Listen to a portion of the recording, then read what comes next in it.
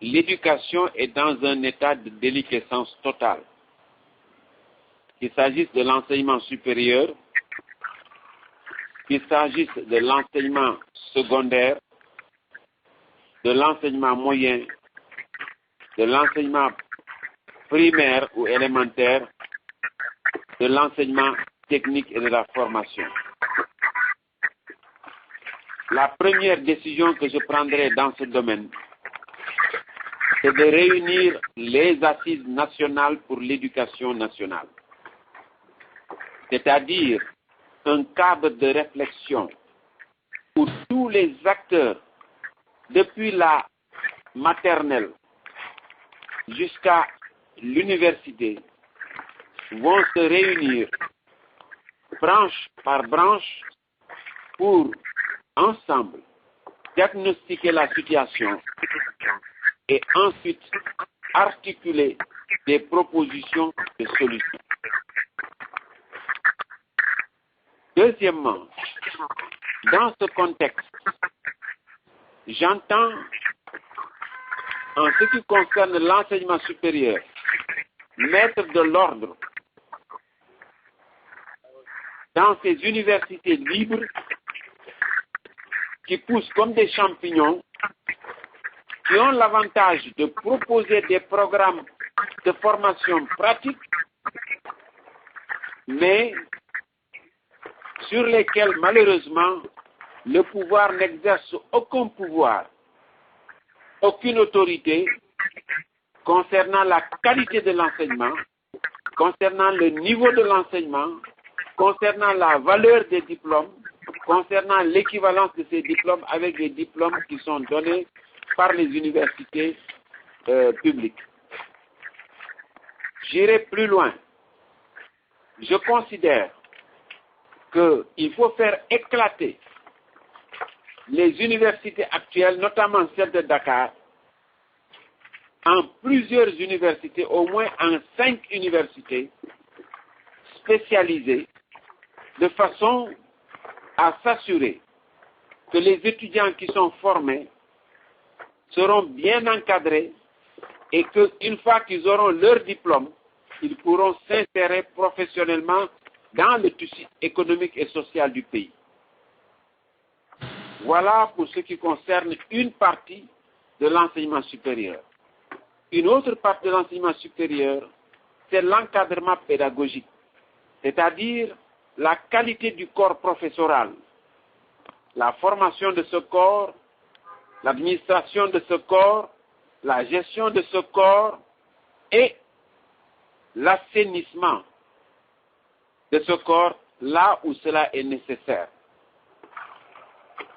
Voilà en ce qui concerne quelques aspects de l'enseignement supérieur.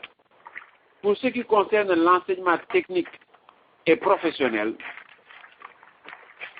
il est souhaitable que dans le cadre de ces assises-là, le profil le plus affiné de chaque profession dont l'économie a besoin, que ce profil soit tracé et que l'on indique les voies et moyens de formation d'ouvriers, de maîtres ouvriers, de maîtres artisans, de superviseurs d'ouvriers, etc., etc., de façon à ce que notre économie, qui a tant besoin de ces ouvriers spécialisés, puisse avoir effectivement ces ouvriers.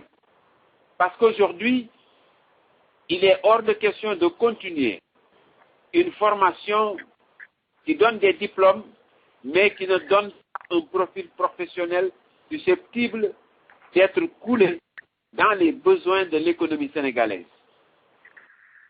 Je peux faire la même chose en ce qui concerne l'enseignement secondaire et l'enseignement primaire, notamment en ce qui concerne les langues.